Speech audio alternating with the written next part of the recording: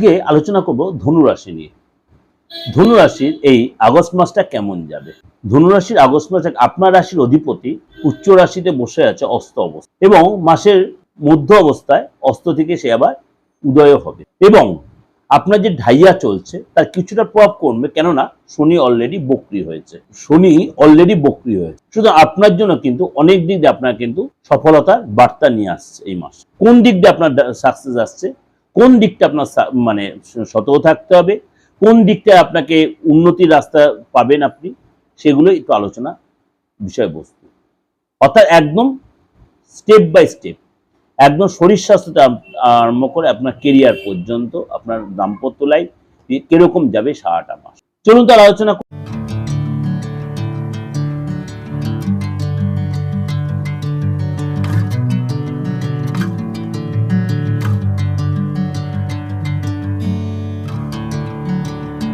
নমস্কার, আজকে আলোচনা করব আগস্ট মাস মাসিক রাশিফল। আগস্ট মাসটা হচ্ছে এই বছরে অষ্টম মাস 2026। সারাটা মাস কেমন যাবে অধীর আগ্রহে অনেকেই বসে আছেন প্রোগ্রামটা শোনার জন্য। চলুন তার আলোচনা করি। প্রথমে গ্রহ রাশির সিচুয়েশনটা আলোচনা করে নিই। এই মাসে একাধিক গ্রহ তার সিচুয়েশন চেঞ্জ করবে, এবং এই মাসে আরো কিছু চেঞ্জ হবে, সেটা আলোচনা করলে আপনারা বুঝতে পারবেন। প্রথমে বলি ফার্স্ট আগস্ট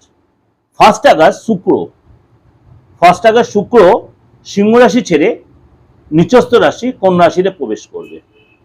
সেকেন্ড আগস্ট মঙ্গল তার শত্রু রাশি মিথুন রাশিতে প্রবেশ করবে।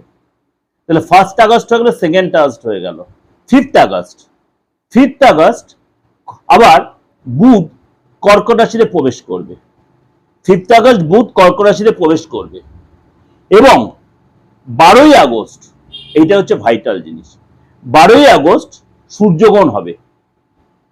আপনারা অনেকেই একটু স্টপ করে গেলেন। 12ই আগস্ট সূর্যগ্রহণের পূর্ণ সূর্যগ্রহণ, কিন্তু এটা ভারতবর্ষে দৃশ্যমান নয়, সুতরাং ভারতবর্ষের সূতক কালও হবে না।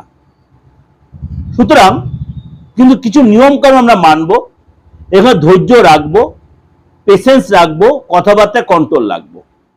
17ই আগস্ট সূর্য তার নিজ রাশি সিংহ রাশিতে প্রবেশ করবে। এরপরও পরিবর্তন। 22শে আগস্ট আবার বুধ কর্কট রাশি ছেড়ে সিংহ রাশিতে প্রবেশ করবে। তাহলে একাধিক এই যে গ্রহের সিচুয়েশন চেঞ্জ হলো, আপনার ক্ষেত্রে কি এফেক্ট হবে সেটাই আমাদের আলোচনার বিষয়বস্তু। কেননা কিছু রাশি যথেষ্ট ভালো যাবে। সামাও ধরুন মেষ রাশি, সিংহ রাশি, কন্যা রাশি, তুলা রাশি, ধনু রাশি, এসব রাশি লোকেদের হয়তো কিছু কিছু ক্ষেত্রে ভালো যাবে, কিছু কিছু ক্ষেত্রে আপনাকে একটু সতর্ক থাকতে হবে। আবার আপনার বৃষ রাশি, বৃশ্চিক রাশি, মকর রাশি, বৃশ্চিক রাশি, মকর রাশি, আর্থিক দিকে অন্তত আপনাকে বা লেনদেনের ব্যাপারে আপনাকে অন্তত একটু সতর্ক এবং একটু সাবধানতা মেনটেন করতে হবে। আমি ডিটেল আলোচনা করব আপনাদের কোন রাশি একদম শরীর স্বাস্থ্যতে আপনাদের কেরিয়ার পর্যন্ত আলোচনা করব। এটাতে আপনাকে আগামী একটু আপনাদের এগিয়ে রাখলাম। চলুন তাহলে এবার আলোচনা করি আপনার রাশি কি বলছে আজকে। প্রথমেই বলে আপনার মানে শরীর স্বাস্থ্যের জায়গাটা আপনার কিন্তু প্রথমেই বলবো 10 তারিখ পর্যন্ত আপনার ধনুরাশির লোকেরা একটু সাবধানে চলাফেরা করলে আপনার জন্য ভালো হবে। অন্যমনস্কতার জন্য পড়ে গিয়ে চোট লাগতে পারে, সেটা আপনার ঘরে হতে পারে, বাইরে হতে পারে। আপনার এই সঙ্গে পেটের প্রবলেম, চোখের প্রবলেম, অ্যালার্জি, স্কিনের প্রবলেম, ভুল খাওয়া, এগুলো কিন্তু আপনাকে একটু কষ্ট দিতে পারে। সুতরাং আপনাকে অনেক বেশি সংযত এবং সতর্ক থাকতে হবে শরীরটা নিয়ে। 11 তারিখের পরে আপনার কিন্তু আস্তে আস্তে হেলথে যাওয়াটা আপনার বেটার হবে, বা আপনার কনফিডেন্ট বাড়বে, এবং এইসব আপনি কিন্তু হয়তো দেখা গেল ফ্যামিলি লোকেদের অনেকটাই সময় কাটে বা ঘুরতেও যাবেন। আর্থিক জায়গাটা বলি, 15 তারিখ পর্যন্ত কিন্তু আপনি আর্থিক জায়গাটা ভালো দেখা যাচ্ছে। ভালো করে শুনবেন, মাসের প্রথম দিকে অর্থাৎ প্রথম দুটো সপ্তাহ আপনার আর্থিক জায়গাটা ভালো দেখা যাচ্ছে, অর্থাৎ 15 তারিখ পর্যন্ত আপনার বড় কোনো ধনলাভ, বড় কোনো প্রাপ্তি বা স্যালারিটা ডেভেলপ হতে পারে, সম্ভাবনা প্রবল 15 তারিখ পর্যন্ত। বা মার্কেটে যে অর্থ আপনার পড়েছে সেই অর্থ আপনি রিকভারি করতে পারবেন, আটকে থাকা অর্থ পাবেন। কিন্তু 16 তারিখের পর থেকে আপনার সিচুয়েশন অনুযায়ী মানে দারিদ্র দোষের প্রভাব তৈরি হওয়ায় আপনার কিন্তু এই সময় খরচ বাড়বে, এবং এই সময় কিন্তু আপনার ফ্যামিলির পারপাসে খরচ বাড়বে। সেগুলো কিন্তু আপনার বা আমার হেলথ নিয়ে বলুন, রিপেয়ার রিনোভেশন আপনার খরচ বাড়বে, সেভিংস কম হবে, হয়তো আপনার কারো কাছে ধার করতে হতে পারে, সরি। কিন্তু আপনাকে একটা কথা বলবো, 15 তারিখ পর্যন্ত যে আপনার ইনকাম হবে সেটা স্ট্যাক করার চেষ্টা করবেন, কন্ট্রোল রাখার চেষ্টা করবেন, এবং 16 তারিখের পরে যখন দারিদ্র দশার প্রভাব পড়বে আপনাকে খরচটা কন্ট্রোল করতে হবে। আপনাকে কি করতে হবে? খরচটা কন্ট্রোল করতে হবে, আননেসেসারি খরচ অ্যাভয়েড করতে হবে, এবং আপনার ফ্যামিলি লোকেদের যে হেলথ নিয়ে ডিস্টার্ব সেটা নেগলিজেন্সি না, অবশ্যই ডাক্তারের কাছে হসপিটাল বা টেস্ট যদি কোনো প্রয়োজন অবশ্যই এটা করাবে। ফ্যামিলির ব্যাপারটা বলি, ফ্যামিলিতে কিন্তু আপনার কিন্তু খরচ বাড়বে, যেটা বললাম। নতুন কোনো রিপেয়ার বা রিনোভেশন বা ফ্যামিলিতে কোনো কাজ শুরু করার এই সময় প্ল্যান করবেন না। কোনো নতুন কোনো কাজ শুরু করা বা বাঙ্গলিক কোনো কাজ এই মাসটা না শুরু করাটা আপনার জন্য ভালো হবে। বা আপনি কোনো ব্যবসা বা আপনার ফ্যামিলির লোক যদি কেউ ব্যবসা শুরু করে এই মাসটা একটু ধীরে সুস্থে চলার চেষ্টা করবেন, ঠিক আছে? রিনোভেশন রিপেয়ার এইগুলো একটু এড়িয়ে চলাটাই আপনার জন্য ভালো হবে। যে কোনো রিনোভেশন রিপেয়ার এই মাসটা একটু এড়িয়ে চলাটা ভালো হবে, বাদ বিবাদ এড়িয়ে চলাটা ভালো হবে। আপনার কর্মচারী বা কাজের লোকেদের যা ডিস্টার্ব ফিল হতে পারে, বাবা মার হেলথ নিয়ে একটু ডিস্টার্ব হলে টেনশন থাকতে অর্থ তার যে বেরোতে পারে, আপনার এই সময় কারোর সাথে কোনো তর্ক বিতর্ক অশান্তি জড়িয়ে পড়তে পারেন, সেগুলো অ্যাভয়েড করা ভালো হবে। আপনার গাড়ির পিছনে খরচ বাড়বে, এবং ফ্যামিলিতে ভালো করে শুনবেন, কোনো মহিলার দ্বারা অশান্তির পরিবেশ তৈরি হতে পারে। ফ্যামিলিতে কোনো মহিলার দ্বারা, সে আপনার কাজের মহিলা বা ফ্যামিলিতে কোনো মেম্বার কোনো মহিলা, তাদের জন্য কোনো অশান্তির পরিবেশ তৈরি হতে পারে। সন্তানের জায়গাটা বলি, সন্তানের জায়গাটা কিন্তু আপনার সন্তানের তার মেন্টালিটি নিয়ে আপনার একটু টেনশন, ভীষণ রাগ বাড়বে, জেদ বাড়বে, ইগো বাড়বে, ঔদ্ধত্য দেখাবে, চিড়চিড়ে মেজাজ দেখাবে, সেগুলো কিন্তু আপনাকে একটু টেনশন বাড়িয়ে দেবে, চাপ হবে আপনার।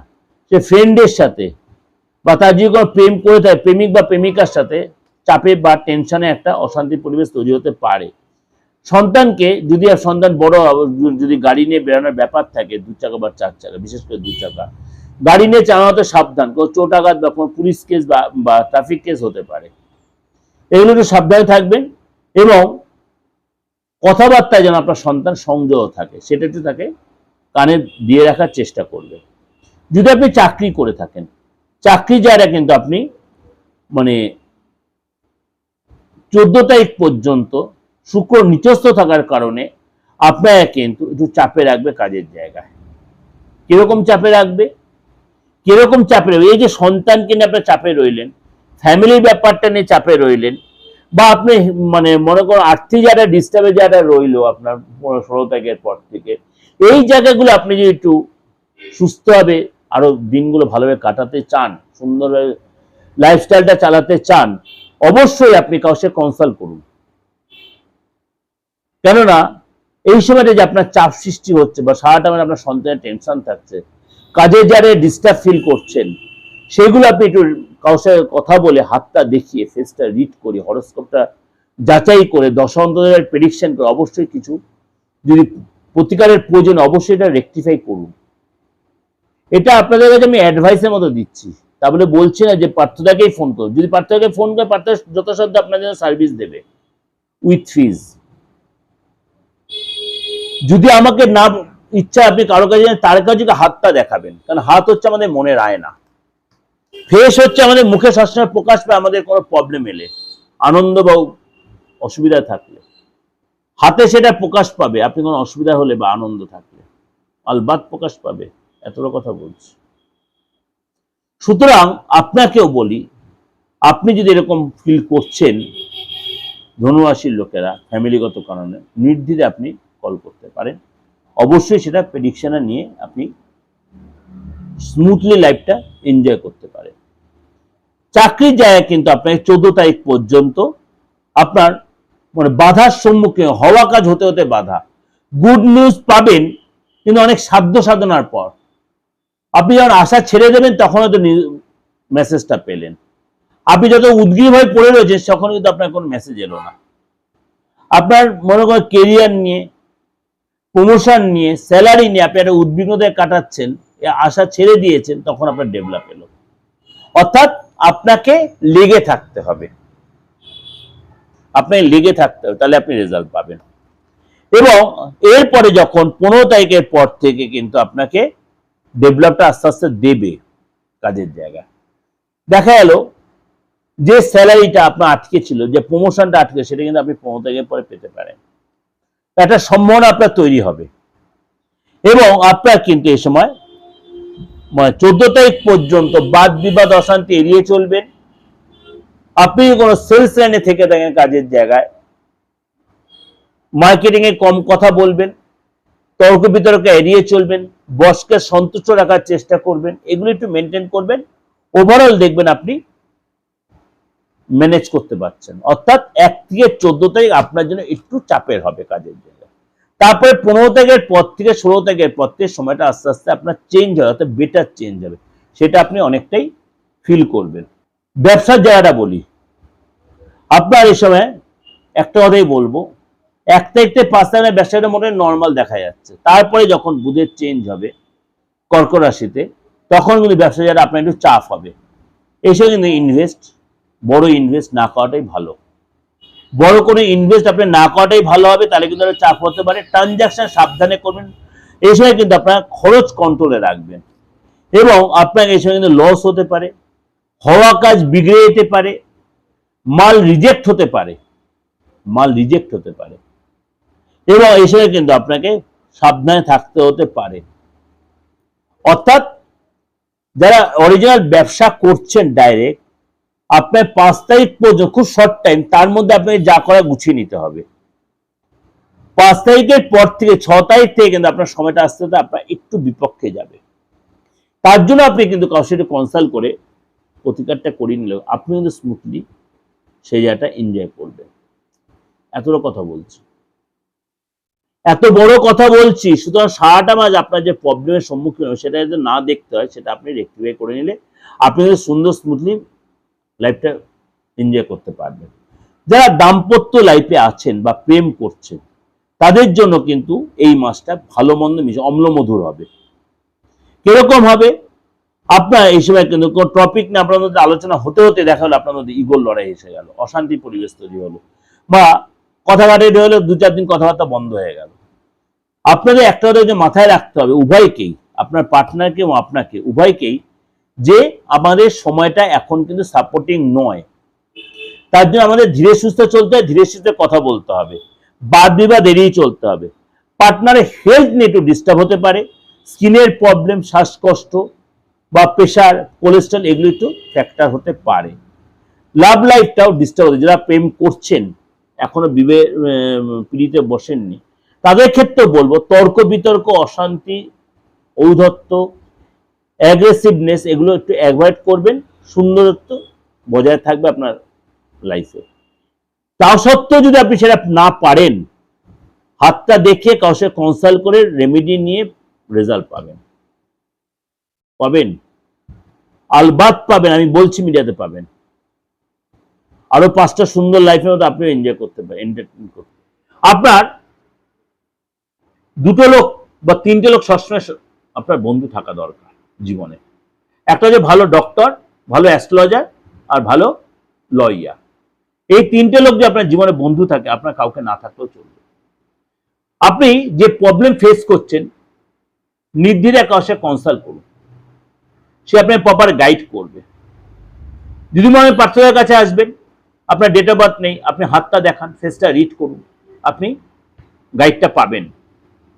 আলবাত পাবেন আমার থেকে সেই গাইড, 100% দেব, কিন্তু সেটা ফিস দিয়ে। যদি কোনো প্রতিকারের প্রয়োজন আমি অবশ্যই বলবো, সেটা আপনি ক্যারি করলে অবশ্যই সেটা আপনি রেজাল্টও পাবেন, কথা দিলাম রেজাল্ট পাবেন, কারোর আগে কারোর পরে কিন্তু রেজাল্ট পাবেন।